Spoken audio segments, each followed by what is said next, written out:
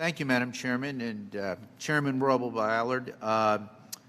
Ms. Roble-Allard, before I address our bill, I would be remiss if I did not join in the accolades due our distinguished chairman, our full committee chairman, Mrs. Lowy. Mrs. Lowy, this is the first time I've had an opportunity over the past few days to join in the accolades, and they are sincere. Your opening statement today, I thank you for that, as well as your outstanding service to our committee and to our country and to your great state, the state of New York. Thank you again for always combating anti-Semitism and racism and sexism. These are endeavors not only important to you and to me, but I think to our entire country and to our body. So thank you so much for your strong support of that, and that legacy will continue on both sides of the aisle. So I wish you the very best. Thank you. Now, if I can only do one thing, I know you're a diehard Yankee fan. My mother and my father were diehard Yankee fans. So I forget it, but I am a strong New York Met fan. I remember 1969 vividly, so perhaps that's one of our few disagreements. But with that, I will just say, let's go Mets. Ms. Roble-Allard, this is a difficult bill. You and I have worked so well together. I don't think we've ever had a crossword. You are a fine lady. You articulate your positions very well.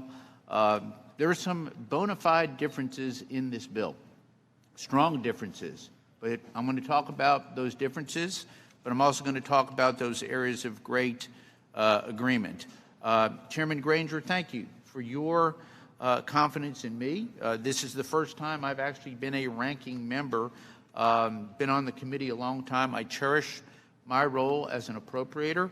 I think that's very important to our country, what we do in this committee and for this Congress.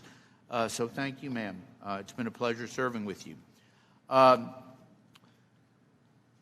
To all the members on this committee, I thank you and on our subcommittee for a very thoughtful, although somewhat abridged hearing, as we work through some very difficult times due to the coronavirus, which has brought us to some very difficult points. Through it all, the hearings, limited site visits, and the extensive department briefings that took place over the phone were all instrumental for us to understand the funding needs of the Department of Homeland Security.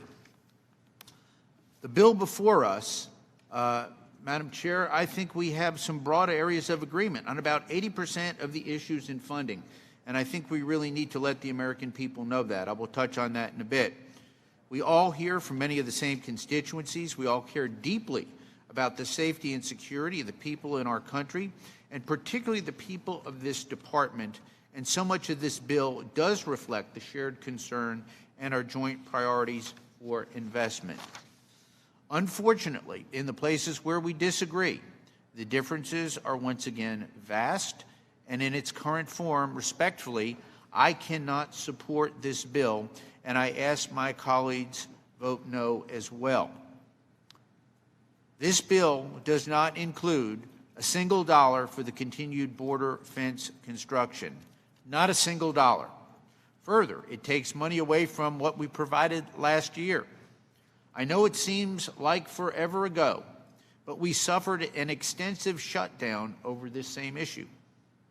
It would be foolish not to learn from our past. We must provide funds for the programs that will allow us to get this bill enacted. And let me be clear to this committee and to the American people, the wall is being built. The wall is being built at about 1/2 mile per day.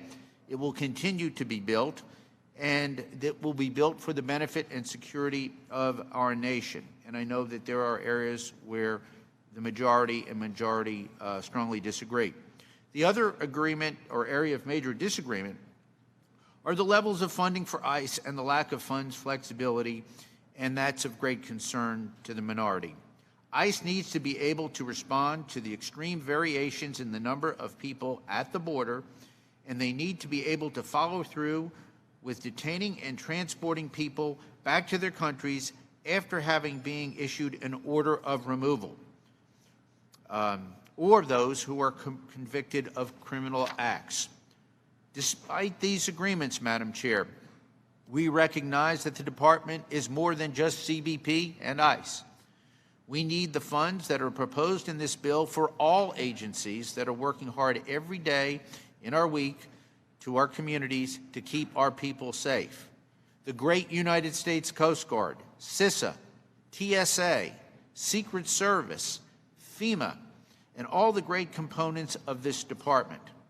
I thank the chairwoman for all she did for these agencies under the allocation, especially where increases are proposed to address the critical needs across the department.